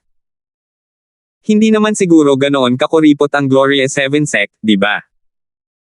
Siguro kamakailan lang siya nakalusot at naging isang 10 Direction Celestial Emperor matapos umalis sa sekta. Sabi ng isang tao bilang pagtatanggol kay Alvin. Sa oras na ito, dumating ang isang matandang lalaki na mukhang mas bata pa sa kanyang edad na nakasuot ng pulang mahabang damit. Masiglang binati ni Ivan ang matandang nakapula pagkarating niya. Pang-apat na nakababatang lolo. Bukod sa pagiging isang divine pill alchemist, ang matandang lalaking nakapula ay isa ring Diyos. Kaya naman, isa siyang kilalang tao sa pamilyang Mold. Kadalasan, ang mga divine pill alchemist ay hindi mananatili sa isang maliit na pamilya tulad ng pamilyang Mold maliban kung sila ay mga inapo ng pamilya. Hindi lamang inapo ng pamilyang Mold ang matandang lalaki, kundi direktang kamag-anak din niya si Ivan. Siya ang pang-apat na nakababatang tiyuhin ni Ivan. Agad na nakakuha ng atensyon ng karamihan ang pagdating ng matandang lalaking nakapula. Si Melly yan, ang divine pill alchemist ng pamilya Mold. Hindi lamang siya isang divine pill alchemist, kundi isa rin siya sa mga miyembro ng pamilyang Mold na mga simpleng Diyos. Bago pa man makapagsalita si Melly kay Alvin, isang lalaking nasa katanghaliang gulang ang biglang humakbang paarap at lumuhad sa harap ni Melly. Pagkatapos, yumuko siya ng 3 beses habang sinasabing, Alchemist Mold, ikaw ang idolo ko simula pa noong bata pa ako. Isang karangalan na sa wakas ay nakilala kita ngayon. Tanggapin mo sana ako bilang iyong disipulo. Agad na kinutya ng mga tao ang lalaking nasa katanghaliang gulang. Malinaw sa kanila na ang gusto lang ng lalaking nasa katanghaliang gulang ay maging disipulo ni Melly dahil sa reputasyon at katayuan ni Melly na magbibigay sa kanya ng proteksyon. Bukod pa rito, kung tatanggapin siya ni Melly, maipagmamalaki niya ito sa Descent Mountain City. Dati, narinig ko na may mga taong walang hiya na nakaluhod sa harap ng mga Diyos mula sa pamilyang Coulter, humihiling na maging mga disipulo nila. Gayunpaman, tinanggihan ang mga taong iyon. Hindi ko inaasahan na may ganito palang walang hiya na tao. May nanunuyang sabi ng isang tao. Bagamat wala siyang kahihiyan, walang duda na magbabago ang kanyang kapalaran kung tatanggapin siya bilang isang disipulo. Maraming tao ang nakatingin ng may paghamak sa lalaking nasa katanghaliang gulang sa sandaling ito. Nang akmang papasok na si Ivan, huminto si Melly at sumulyap sa lalaking nasa katanghaliang gulang habang pangungutya, mahigit 10,000 taong gulang ka na, pero hindi ka pa rin isang 10 Direction Celestial Emperor. Hindi ko akalain na may lakas ka ng loob na sabihin gusto mong maging disipulo ko. Isang biro lang yan. Umalis ka na sa paningin ko habang may awa pa ako. Alchemist Mold, sana bigyan mo ako ng pagkakataon. Patuloy na lumuhad at yumuko ang lalaking nasa katanghaliang gulang. Hindi niya alam ang panganib na nakaamba sa kanya. Sa palagay niya ay hindi seryoso si Melly sa kanyang mga banta. Pagkarinig pa lang ng boses ng lalaking nasa katanghaliang gulang, sinipa palabas si Melly gamit ang kanyang binti na nagliliyab. Bang! Nang tumama ang nagliliyab na binti ni Melly sa lalaking nasa katanghaliang gulang, agad na sinupok ng apoy ang lalaking nasa katanghaliang gulang. Sa isang kisap mata, nawala na siya sa paningin. Tanging amoy sunog na lamang ang nanatili sa hangin. Agad na tumahimik ang paligid kasabay ng panginginig ng mga tao. May mga chismis na ang divine pill alchemist mula sa pamilyang Mold ay sikat sa pagiging malupit noong kanyang kabataan. Mukhang totoo ang chismis na iyon. Parang hindi siya binago ng panahon. Bagamat minamaliit ng karamihan ang lalaking nasa katanghaliang gulang, hindi nila inisip na kailangan pa itong patayin ni Melly. Natural lang, walang sinuman, kasama na si Alvin, ang nagpahayag ng kanilang mga saloobin. Bahagyang nagtaas lang ng kilay si Alvin. Kahit na nakamit na niya ang pagka-Diyos, hindi sana siya nakialam para sa lalaking nasa katanghaliang gulang. Bagamat sumasang-ayon siyang marumi ang intensyon ng lalaking nasa katanghaliang gulang, kahit papaano, tuturuan niya ang lalaking nasa katanghaliang gulang ng isang aral na hindi niya malilimutan kung siya ang nasa kalagayan ni Melly. Lumapit si Melly kay Alvin nang may ngiti sa kanyang mukha na parang walang nangyari bago niya sinabi, na ikwento na sa akin ni Ivan ang tungkol sa iyo. Ako ang Grand Elder at Divine Peel Alchemist ng pamilya Mold, si Melly. Tumango si Alvin bago nagsalita, pasensya na sa abala sa pagpunta mo rito, Elder Melly. Ibibigay ko na ba sa iyo ang 3,000 tael na halaga ng mga banal na bato ngayon? Ngumiti si Melly.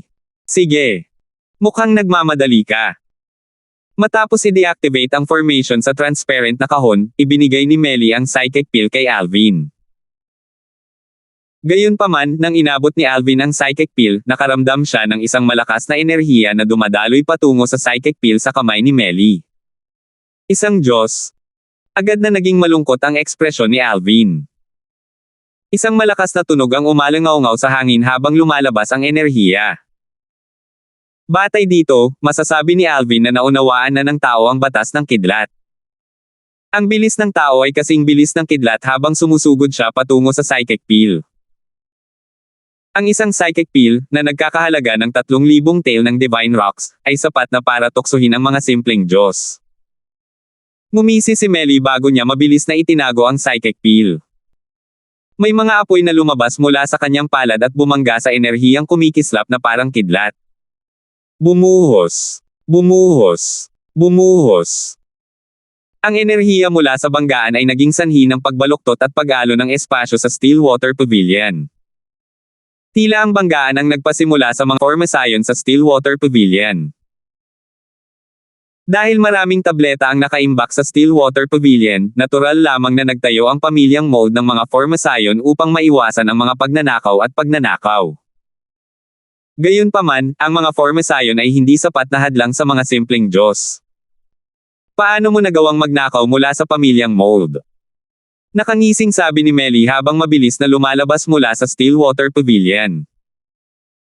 Kasabay nito, ang karamihan at si Alvin, na nasa Stillwater Pavilion pa rin, ay nakarinig ng kaguluhan sa labas. Hindi ka makakatakas. Nagising ang mga tao nang marinig nila ang boses ni Melly. Kasunod nito, nagmamadali silang lumabas ng Stillwater Pavilion para manood ng palabas. Sinundan ni Alvin ang karamihan palabas. Natural lang na hindi siya aalis dahil hindi pa niya nakukuha ang psychic peel na hawak na ngayon ni Melly.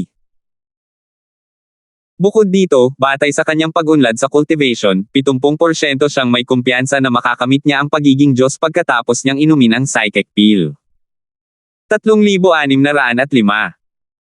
Umalangaw-ngaw sa ere ang ugong ng hangin habang sinusundan ni Alvin ang karamihan palabas. Hindi nagtagal ay lumitaw si Melly na may hawak na isang matandang lalaki.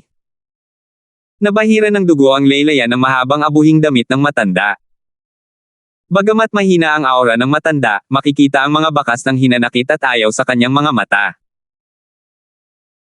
Ang isang ordinaryong simpleng Diyos na tulad mo ay hindi makakataka sa akin kahit na nasa kasagsagan ka pa ng iyong kalusugan, lalo na yun na hindi ka pa nakakagaling mula sa iyong mga dating pinsala. 80% lang ng iyong lakas ang kaya mong gamitin. Paano mo nagawang magnakaw mula sa pamilya Mold ng ganito kalakas? Mapanghamak na sabi ni Melly habang inihahagis ang matanda sa lupa. Pagkatapos, pinatay niya ang matanda gamit lamang ang isang hampas ng kanyang palad. Hindi tulad ng nasa katanghaliang gulang na lalaki na wala man lang bangkay pagkatapos niyang mamatay, nanatiling buo ang bangkay ng matanda. Isang simpleng Diyos. Napasinghap ang mga tao nang bumalik sila sa kanilang katinoan matapos marinig ang mga salita ni Melly. Pagkatapos, nagsimula silang mag-usap ng palihim. Napakalakas ng Divine Peel Alchemist ng pamilya Mold. Bago pa man siya nakamit ang pagka-Diyos, sikat na siya. Pagkatapos niyang makamit ang pagka-Diyos, namuhay siya ng mag-isa upang magtuon sa sining ng pagpino ng mga Pildores. Dahil dyan, walang nakakaalam kung gaano na siya kalakas. May mga taong nagsasabing isa siya sa pinakamahina sa mga simpleng Diyos sa pamilyang Mold. Hindi ko inaasahan na magkakaroon siya ng ganitong kalakas na kalakas. Kung isa lamang siyang ordinaryong simpleng Diyos, hindi sana mas mahina ang matandang lalaking iyon kaysa sa kanya kung nasa kasagsagan pa lamang siya ng kanyang buhay. Kahit na 80% lang ng kanyang lakas ang magamit niya, hindi sana siya madaling namatay. Tama. Kung pagbabatayan ang lakas niya, mukhang isa siya sa pinakamalakas na rudimentary god sa pamilyang Mold. Gayunpaman, talagang nagulat ako sa matandang lalaki. Hindi ko inakalang may ganito kalakas na simpleng Diyos sa Descent Mountain City. Tama iyan. Gayunpaman, ngayon ko lang siya nakita. Saan siya nanggaling? Walang nakakakilala kung sino ang matandang lalaki. Gayunpaman, ang kanyang pagkamatay ay pumukaw pa rin ng kaguluhan dahil isa lamang siyang simpleng Diyos. Kasabay nito, isang binata ang nakatayo sa gitna ng karamihan habang matamang nakatitig sa bangkay ng matanda ng walang ekspresyon. Gayunpaman, kung titingnang mabuti, makikitang nanginginig ito. Karaniwan lamang ang hitsura at pangangatawan ng binata, at nakasuot siya ng berdeng damit. Bahagyang nalungkot ang makikita sa kaibuturan ng kanyang mga mata habang pinagmamasdan ang bangkay ng matanda sa lupa. Walang sino man, kasama na sina Alvin at Melly, ang nakaramdam ng mga abnormalidad ng binata. Sa pagkakataong ito, iniabot ni Melly ang psychic pill kay Alvin habang humihingi ng paumanhin, pasensya na talaga. Siguradong nagulat ka. Ang psychic pill ay bahagyang may bahid ng dugo ng isang simpleng Diyos. Maituturing itong isang magandang senyales. Maaari kang direktang makamit ang pagka-Diyos pagkatapos mong inumin ang psychic pill. Habang nagsasalita si Melly, humupa ang kanyang ekspresyon, at isang ngiti ang makikita sa kanyang mukha. Mahirap isipin na nakapatay lang siya ng isang simpleng nilalang kanina lang. Salamat sa iyong magagandang salita, Alchemist Mold, sabi ni Alvin. Matapos matanggap ang psychic pill, ibinigay ni Alvin ang 3,000 tael ng Divine Rocks kay Melly.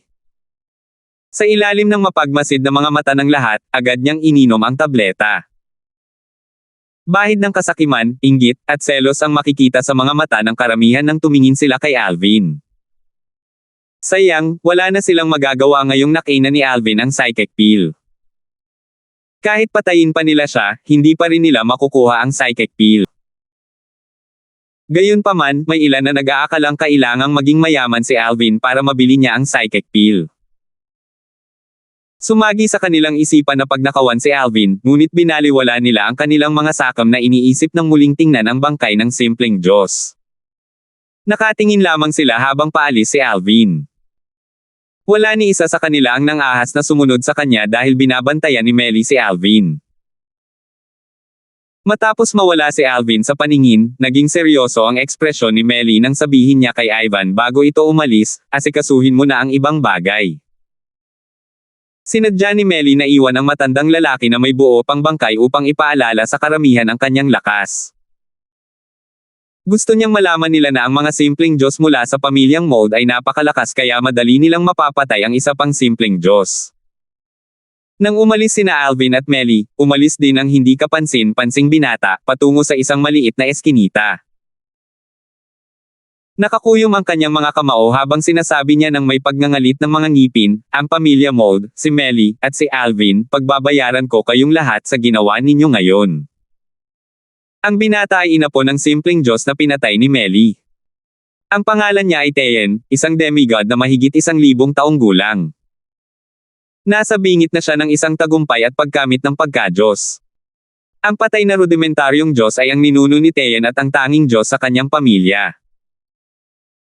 Ang iba pang miyembro ng kanyang pamilya ay halos hindi na maaaring maging mga emperador sa langit kaya't labis siyang natuwa nang malapit nang makamit ni Teyen ang pagka-Diyos. Ibinuhos niya ang lahat ng kanyang pagsisikap upang malinang si Teyen dahil sa talento ni Teyen. Ilang buwan na ang nakalilipas, nakatanggap ng balita ang ninuno ni Teyen tungkol sa matagumpay na pagpino ng Divine Pill Alchemist ng pamilya Mold ng isang psychic pill. Natural lang na gusto niyang makuha ang psychic pill para kay Teyen. Sa kasamaang palad, wala siyang 3,000 tael ng Divine Rocks. Kaya naman, matagal na siyang nag-iipon ng sapat na Divine Rocks para makabili ng pill. Hindi niya inaasahan na biglang darating ang isang disipulo mula sa Glorious Heaven Sect para bumili ng psychic pill. Nabahala ang ninuno ni Thea nang makita niyang bumibili si Alvin ng psychic pill kaya agad siyang kumilos. Bagamat hindi gaanong mapanganib para sa kanya na kumilos kapag nag-iisa si Alvin, nag-aalala siyang baka direktang inumin ni Alvin ang tableta pagkatapos itong matanggap. Kaya naman, nagpasya siyang mabilis na kumilos. Hindi inaasahan ni Luo Yunteng na ang kanyang ninuno ay mabilis na mapapatay. Malinaw na ngayon na si Melly ay hindi isang ordinaryo o mahinang Diyos gaya ng sinasabi ng mga tsismis. Nakalulungkot na ang maling tsismis ay ikinamatay ng kanyang ninuno.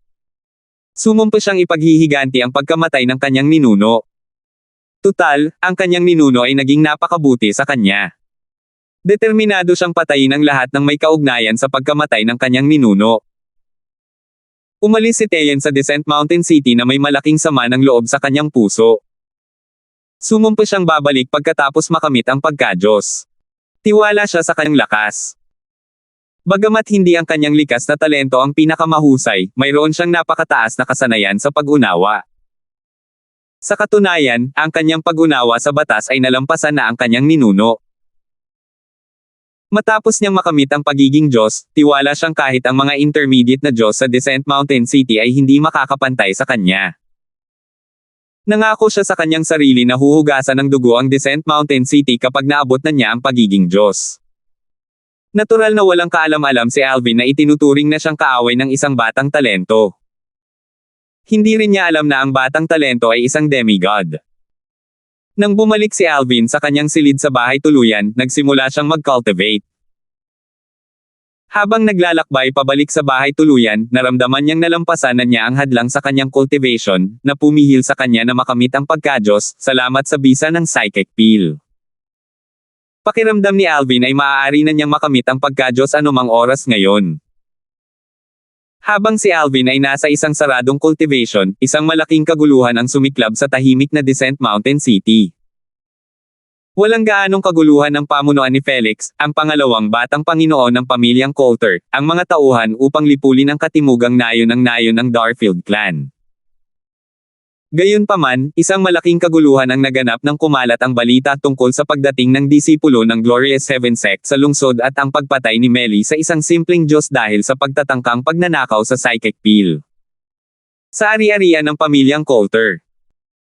Anak, narinig kong pumunta ka sa Endless Mountain at winasak ang katimugang nayon ng Darfield Clan Village dahil sa bago mong asawa. Totoo ba yan?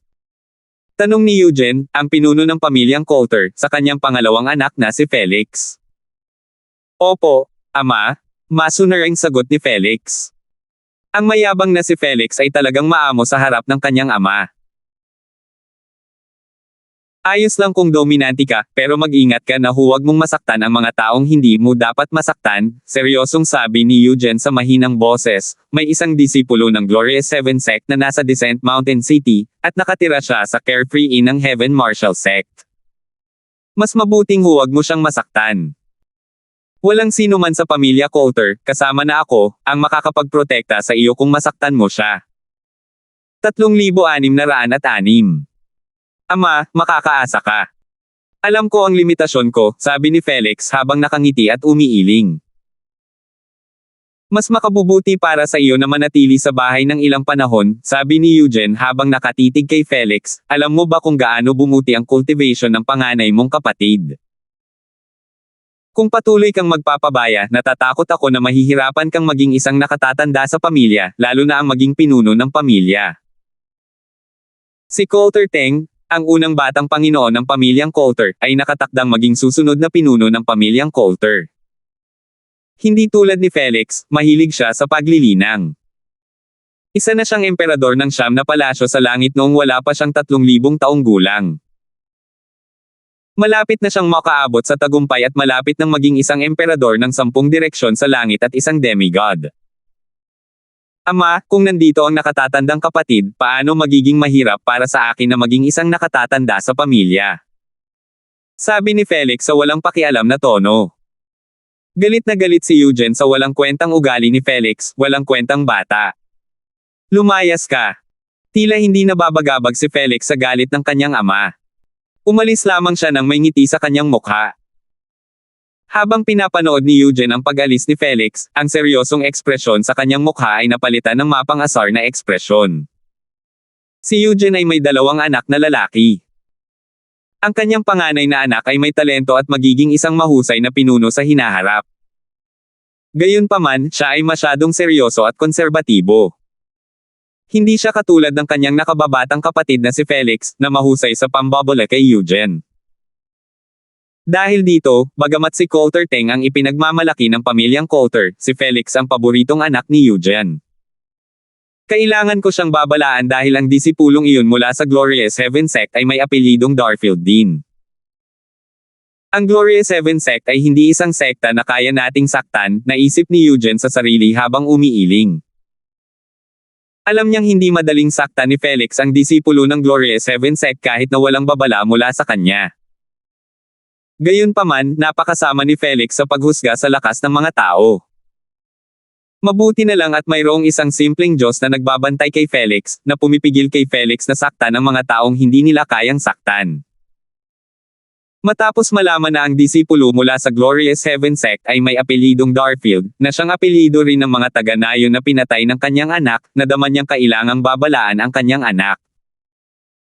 Pagkatapos bumalik ni Melly sa lupain ng pamilyang Mold, nalaman ng iba ang pagdating ng isang disipulo ng Glorious Heaven Sect sa Descent Mountain City. Nabalitaan din ng 2 pang pinakamalakas na puwersa sa Descent Mountain City, ang Cloud Morning Sect at ang Heaven Marshal Sect. Bagamat malayo ang lokasyon ng Glorious Heaven Sect mula sa Descent Mountain City, walang masama sa pagpapanatili ng magandang relasyon sa disipulo ng naturang sekta. Dahil dito, ang 4 na pinakamalakas na puwersa sa lungsod ay nagpadala ng kanilang mga tauhan upang maghintay sa labas ng Carefree Inn. Plano nilang imbitahan ang disipulo ng Glorious Heaven Sect sa pag-asang magkaroon ng magandang relasyon sa kanya, na siya namang makikinabang sa kanila. Tiyak na hindi bibitawan ng mga puwersa rito ang isang magandang pagkakataon. Maraming matatandang makapangyarihang puwersa na hindi na kayang umunlad sa kanilang cultivation ang susubukang sumali sa isang mas malakas na puwersa sa pag-asang matutulungan sila ng mas malakas na puwersa sa kanilang cultivation.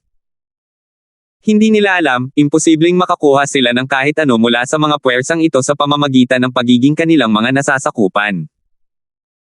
Natural lamang na walang kaalam-alam si Alvin sa kaguluhang idinulot niya.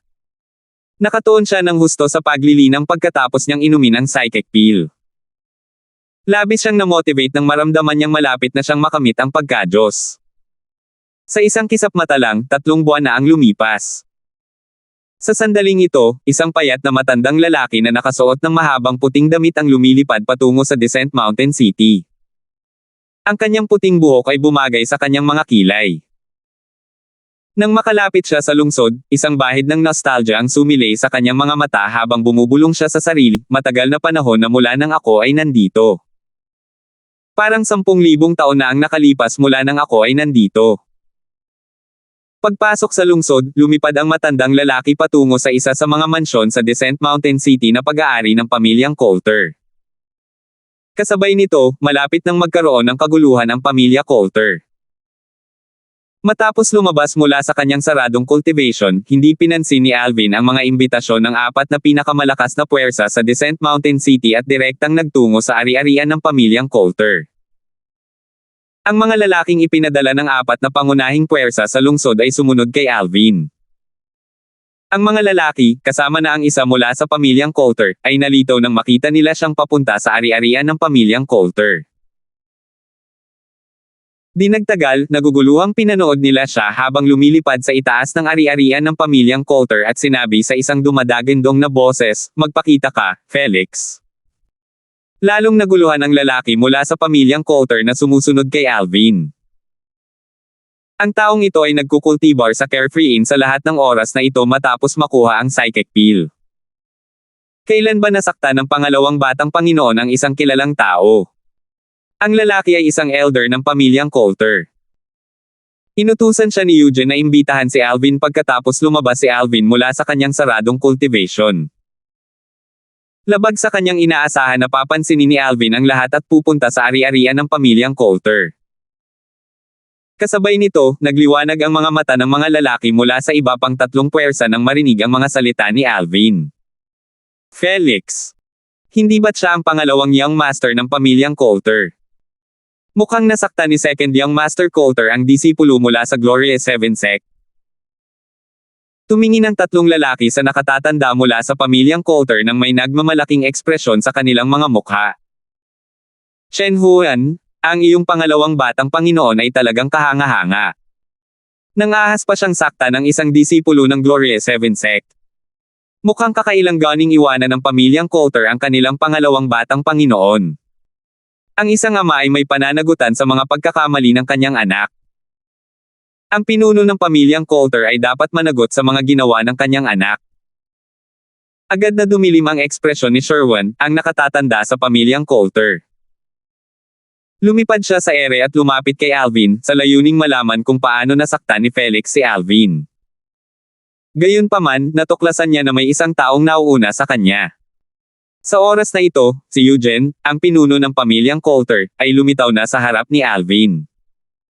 Sumigaw siya, nalilitong, Young Master Darfield. Kanina, nang marinig ni Eugene ang boses ni Alvin, pamilyar sa kanya ang boses, ngunit hindi niya matandaan kung kailan o saan niya narinig ang boses noon. Nang makita niya si Alvin, saka lang niya naisip na ang taong iyon ay ang disipulo ng Gloria 7 sect na pumunta sa Rejuvenation Tower para makipagpalitan ng 3,000 tael ng Divine Rocks. Gayunpaman, noong panahong iyon, nagpapanggap siyang si Hogan, ang Grand Elder ng pamilyang Coulter. Tiningnan ni Alvin si Eugene nang may kamalayan habang nagtatanong, dapat ba kitang tawagin bilang Grand Elder Hogan o Master Eugene? Bahagyang nagbago ang ekspresyon ng mukha ni Eugene. Alam mo ba? Alam ko na agad pagkarating mo, walang pakialam na sabi ni Alvin, noong una akong dumating, narinig ko ang mga taong nag-uusap tungkol sa pinuno ng pamilyang Coulter at sa Grand Elder ng pamilyang Coulter. Malinaw na hindi mo kamukha si Hogan, pero ang hitsura mo ay tugma sa paglalarawan ng pinuno ng pamilyang Coulter. Ang taong nakatayo sa likuran mo ngayon ay tiyak na ang tunay na Hogan, tama ba? Inilipat ni Alvin ang kanyang tingin sa matandang lalaking nakatayo malapit sa likuran ni Eugene. Ang matandang lalaki ay walang iba kundi si Hogan, ang dakilang matatanda ng pamilyang Coulter at isang payak na Diyos. Sa oras na ito, nagpadala si Sherwin ng voice transmission kay Eugene. Ikinwento niya kay Eugene kung paano dumiretso si Alvin sa ari-arian ng pamilyang Coulter pagkalabas niya mula sa kanyang saradong paglilinang. Dumating siya pagkalabas niya mula sa kanyang saradong cultivation. Ibig sabihin ba nito ay nasaktan na siya ni Felix bago ko pa man siya makilala? Bahagyang naninangkit ang mga mata ni Eugene. Batay sa kanyang nalalaman, pumasok si Alvin sa saradong cultivation matapos niyang bilhin ang psychic pill mula sa Stillwater Pavilion ng pamilya Mold. Mula noon, hindi na umalis si Alvin sa Carefree Inn hanggang ngayon. Sumakit ang ulo ni Eugene nang maalala niya ang mga salitang puno ng puot ni Alvin. Hindi niya talaga inaasahan na masasaktan ng anak niya si Alvin bago pa man nila makilala si Alvin. Alam niyang malamang na hindi alam ng anak niya ang pagkakakilanlan ni Alvin gayong nasaktan niya si Alvin. Maya-maya, pinilit ni Eugene na ngumiti habang nagtatanong, Young Master Darfield, maaari ko bang itanong kung paano kayo nasaktan ng aking anak na walang pakundangan? Sumulyap si Alvin kay Eugene habang sumasagot, sa tingin ko, dapat mo na lang itanong ito sa anak mo. Nagulat ang mga miyembro ng pamilyang Coulter. Bigla silang lumingon sa paligid at natuklasang wala na si Felix. Kumunot ang kanilang noo, halatang hindi nasisiyahan na nasaktan ni Felix ang disipulo mula sa Gloria 7 sect, isang sekta na may ranggong emperador. Nasaan ang pangalawang batang Panginoon? Sa pagkakataong ito, bumantong hininga si Eugene, Tio Quentin, dalhin mo rito si Felix. Natural na nararamdaman ni Eugene ang pagkadismaya ng mga miyembro ng kanyang pamilya kaya nagpadala siya ng voice transmission sa simpleng Diyos na nanatili sa tabi ni Felix. Bagamat pareho silang mga simpleng Diyos, walang kapantay si Quentin kay Eugene. Sush! Sush! Sush! Kasabay nito, ilang figure ang lumipad patungo sa lupain ng pamilyang Coulter mula sa tatlong magkakaibang direksyon. 3,607. Ito ang mga miyembro ng Mold Clan, ng Cloudy Morning Sect, at ng Heaven Marshal Sect. Hindi nagtagal at nakilala ng mga miyembro ng pamilyang Coulter ang mga bagong dating. Sila ay walang iba kundi ang mga pinuno ng iba pang tatlong pangunahing puwersa sa Descent Mountain City, si Carding Mold, ang pinuno ng pamilyang Mold. Si Kenji, ang pinuno ng sekta ng Cloudy Morning Sect. At si Alfie, ang pinuno ng sekta ng Heaven Marshal Sect. Pumunta ba sila para manood ng palabas? Naging hindi maganda ang ekspresyon ni Eugene nang makita niya ang tatlong bagong dating. Alam niyang hindi maganda ang intensyon ng tatlo at natutuwa sila sa kanilang kasawian. Sa katunayan, alam niya na kung hihilingin ng Glorious Heaven Sect na lipulin ang pamilyang Coulter, wala silang anumang pagtutol. Bata kong Panginoon Darfield, nagkita tayong muli. Maya-maya pa ay may narinig na boses sa ere. Ang boses ay kay Melly, ang Divine Peel Alchemist mula sa angkan ng Mold.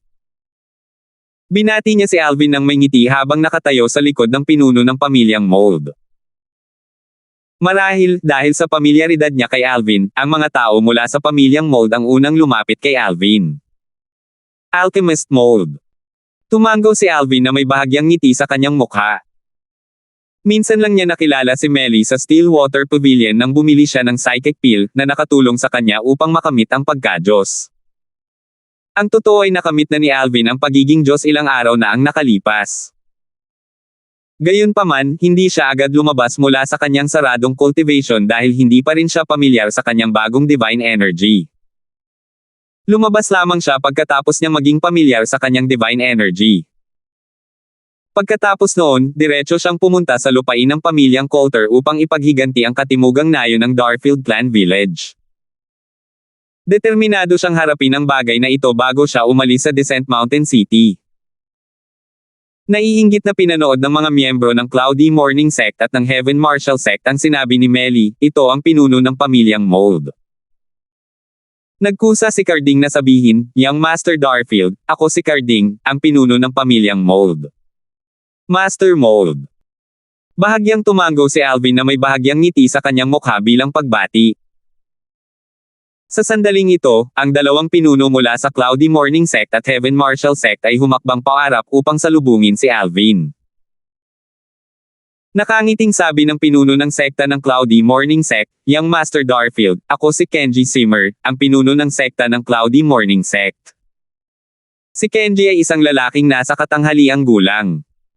Nakasuot siya ng damit pang-iskolar at may hawak na pamaypay. Ang kanyang kasuotan ay nagpamukha sa kanya na napaka-elegante. Kasunod nito, sumabat ang pinuno ng sect ng Heaven Marshal Sect, Young Master Darfield, ako si Alfie Dalton, ang pinuno ng sect ng Heaven Marshal Sect. Ang hitsura at pangangatawan ni Alfie ay kasing ordinaryo ng damit na suot niya. Gayunpaman, ang kanyang mga matang nagniningning na kasing liwanag ng araw ay hindi pangkaraniwan. Hindi nagpatumpik-tumpik si Alfie at prangkang nagtanong, Young Master Darfield, paano ka nasaktan ni Felix? Mayroon bang anumang maitutulong sa iyo ang Heaven Marshal Sect? Nang marinig ang mga salitang ito, lubhang nagbago ang ekspresyon ni Eugene. Pagkatapos, masungit niyang sinabi, Sect Leader Dalton, hindi nararapat na magsalita ka kung hindi pa nalilinaw ang bagay na ito. May posibilidad na ang lahat ay hindi pagkakaunawaan lamang. Naniniwala ako na ang aking pangalawang anak, si Felix, ay walang lakas ng loob na saktan ng isang taong tulad ni Young Master Darfield. Gayunpaman, kung mapatunayang nasaktan niya si Young Master Darfield, papatayin ko siya gamit ang sarili kong mga kamay. Lalong naging malungkot ang boses ni Eugene sa pagtatapos ng kanyang mga salita. Batay sa kanyang mga salita, malinaw na siya at ang pamilyang Coulter ay hindi makakasakit sa damdamin ni Alvin, isang disipulo ng Glorious Heaven Sect. Samantala, pinagsisihan ng mga pinuno ng pamilyang Mold at ng Cloudy Morning Sect ang hindi pagpapakita ng kanilang suporta kay Alvin bago pinutol ni Eugene ang kanilang pag-uusap. Natatakot sila na baka mas paboran ni Alvin ang Heaven Marshal Sect. Sa pinakamatagal na panahon, nagbalanse ang apat na pinakamalakas na puwersa sa Descent Mountain City. Pare-pareho silang pinagtagpo sa loob ng maraming taon. Kung magdedesisyon si Alvin na tulungan ang Heaven Marshal Clan, walang duda na magiging mapaminsala ito para sa iba pang tatlong puwersa. Nang makita ni Melly si Carding na nakatingin sa kanya ng may kahulugan, dali-dali siyang nagsalita, "Young Master Darfield, pagkatapos malutas ang bagay na ito, nais ka ng pamilya Mold na imbitahan bilang isang panauhin." Bago pa man makasagot si Alvin, sumingit na si Kenji, malugod na tinatanggap ng Cloudy Morning Sect si Young Master Darfield ng bukas palad. "Pakibisita naman kami. Tutal, pareho naman ang pinahahalagahan ng Cloudy Morning Sect at ng Gloria 7 Sect. Magandang pagkakataon ito para matuto kami mula sa iyo tungkol sa pamamahala ng aming sekta. Pag-usapan natin ito mamaya," sagot ni Alvin kina Melly at Sima Kungming. Nang marinig ang mga salitang ito, si Alfie, na malapit nang mag-imbite kay Alvin sa Heaven Martial Sect, ay nilunok ang mga salitang nasa dulo ng kanyang dila. Pagkatapos, tumingin siya kay Eugene at naiinip na sinabi, "Master Coulter, paano nang ahas ang iyong pangalawang anak, si Felix, na paghintayin ng ganito katagal si Young Master Darfield?" Agad na dumilim ang ekspresyon ni Eugene pagkarinig ng mga salitang ito. Gayunpaman, hindi siya gumanti dahil sa takot na magalit si Alvin. Matapos huminga ng malalim, pinilit niyang ngumiti at sinabi kay Alvin, "Young Master Darfield, maghintay ka muna sandali. Pauwi na ang aking anak na walang pakundangan." Ilang araw na ang nakalipas nang bumalik si Felix sa Endless Mountain kasama ang kanyang bagong asawa upang bisitahin ang kanyang mga biyenan. Nasa Poster Clan Village pa rin siya nang hilingin ni Eugene kay Quentin na magpadala sa kanya ng mensahe. "Kung hindi ko makikita si Felix ngayon, ang pamilyang Coulter ang magbabayad para dito," diretsong sabi ni Alvin. Sinabi niya ito para masigurong hindi tutulungan ni Eugene si Felix na makatakas para protektahan si Felix. "Young Master Darfield, malapit nang dumating ang aking anak na walang pag-ibig. Sigurado akong hindi pagkakaunawaan lamang ang lahat," mabilis na sagot ni Eugene habang biglang bumilis ang tibok ng kanyang puso matapos marinig ang mga salita ni Alvin. Bahagyang natakot ang kanyang mga mata habang nagpadala siya ng isa pang mensahe kay Quentin. Gamaan ang kanyang puso nang ginhawa nang makumpirma niyang tunay na pauwi na ang kanyang anak. Natural lang na hindi inisip ni Eugene na talagang nasaktan ni Felix si Alvin. Sigurado siyang hindi lang ito pagkakaunawaan. Tutal, hindi pa nga nakikita ni Felix si Alvin noon. Dati, nagpagawa siya ng lawa ni Alvin at ipinakita ito kay Felix para hindi masaktan ni Felix si Alvin nang hindi niya namamalayan. Batay sa reaksyon ng kanyang anak noong panahong iyon, tiwala siyang hindi pa nakikilala ng kanyang anak si Alvin noon. Hindi pagkakaunawaan. Nakangising sabi ni Alvin sa loob-loob niya. Hindi inakalang ang pagpatay ni Felix sa ilang daang tao sa katimugang nayon ng Darfield Clan Village ay isang hindi pagkakaunawaan.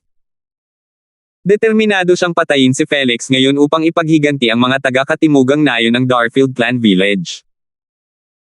Bigla, isang malungkot na boses ang umalangaw-ngaw sa hangin.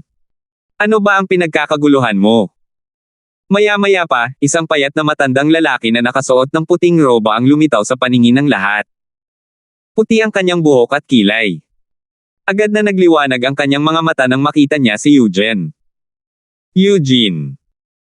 Sa kabilang banda, tila nagulat sina Eugene at ang iba pang miyembro ng pamilyang Coulter nang makita nila ang matandang lalaki. Ninuno. Ikaw ba talaga yan?" Bahagyang nanginig ang boses ni Eugene dahil sa kanyang pananibik na makita ang matandang lalaki. Nang marinig ang mga salita ni Eugene, kumunot ang noo ni Carding, Kenji, at Alfie. Bahid ng takot ang makikita sa kaibuturan ng kanilang mga mata nang tumingin sila sa matanda. Dahil hindi nila naramdaman ang aura ng matanda bago ito dumating, natitiyak nilang mas malakas ang matanda kaysa sa isang Diyos na nasa pagitan. Natural lamang ito dahil ang matanda ang ninuno ng pamilyang Coulter. Mayroong isang hindi binibigkas na tuntunin sa apat na pangunahing puwersa sa Descent Mountain City, ang pinakamalakas na powerhouse sa kanilang mga puwersa ay hindi dapat makialam sa mga usapin sa pagitan ng mga puwersa. Kung hindi, ang puwersang lumabag sa tuntunin ay kailangang magdusa sa galit ng iba pang tatlong puwersa. Sa kabila ng kanilang panandaliang takot at pagkataranta, mabilis na nakabawi ang mga pinuno ng iba pang tatlong puwersa. Tutal, lahat sila ay may mga powerhouse, na maaari nilang kontaken anumang oras, na kasing lakas din ng matanda sa kani-kanilang puwersa. Nandoon lang ako sa malapit kaya lumapit ako para tingnan kung ano ang nangyayari, nakangiting sabi ng matanda. Sa sandaling ito, sabay-sabay na binati ng mga miyembro ng pamilyang Coulter ang matandang lalaki. Pagbati, ninuno. Tumango at ngumiti ang matanda. Maya-maya, isang nalilitong ekspresyon ang lumitaw sa kanyang mukha nang makita niya si Alvin at ang iba pang hindi bumati sa kanya. Tinanong niya si Eugene, hindi ba sila mga miyembro ng pamilyang Coulter? Bahagyang yumuko si Alfie sa matandang lalaki habang sinasabing, pagbati, Senior Sherwin. Ako si Alfie. Hindi kita nakita sa loob ng 10,000 taon, ngunit pareho pa rin ang hitsura mo. Nang marinig ang mga salitang ito, dali-daling binati ng mga miyembro ng Heaven Marshal Clan si Sherwin. Tutal, si Sherwin ay isang makapangyarihang Diyos. Hindi nila ito binati kanina dahil hindi nila ito nakilala at hindi pa nila nakikilala ang isang kilalang tao tulad ng ninuno ng pamilyang Coulter. Salamat po at sinamahan ninyo ako, ingat lagi mga master.